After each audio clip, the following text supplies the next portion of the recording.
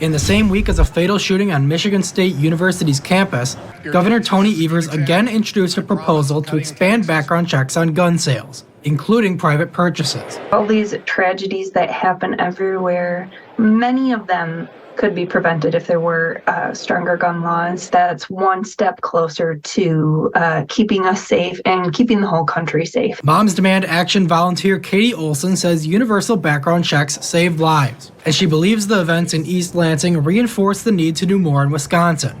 But not everyone was pleased to hear about Evers' plan. Politicians know what the problem is.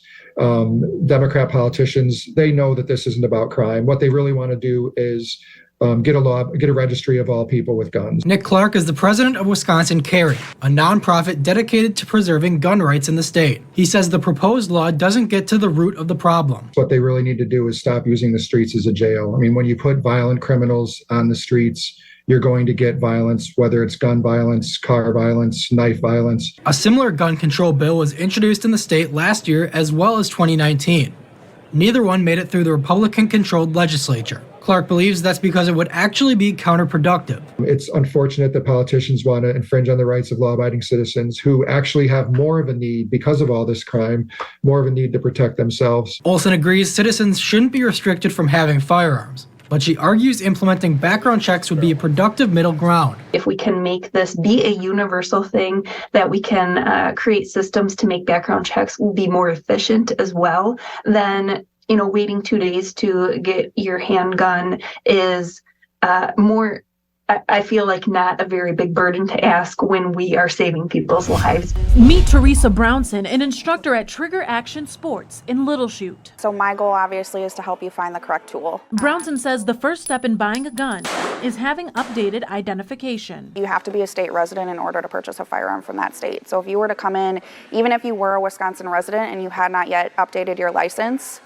we can't sell to you. If I were buying a firearm, I'd have to give Brownson some personal information to get started. And depending on the gun, that could include filling out 2 forms. One of those is a federal background check. For a handgun, fill out both the state and the federal form. But if you're buying a rifle, passing a federal background check is all you need. Then come the results. There's 3 options that happen. So you're either approved that day, you're put on a delay, meaning that they didn't get the information necessary, so they need to do a little bit more digging. But if you're denied, you get contacted by the police or the feds, or we get contacted to provide them information on who came in, when they came in, why they came in, and what they were looking for, because obviously we don't want guns going into the wrong hands either. The U.S. Department of Justice says misdemeanor crimes of domestic abuse and all felonies are reasons for denial. So when it comes to a universal background check proposal, Brownson wonders if regulating private transactions is the best way to go. Criminals are going to do what criminals are going to do, whether,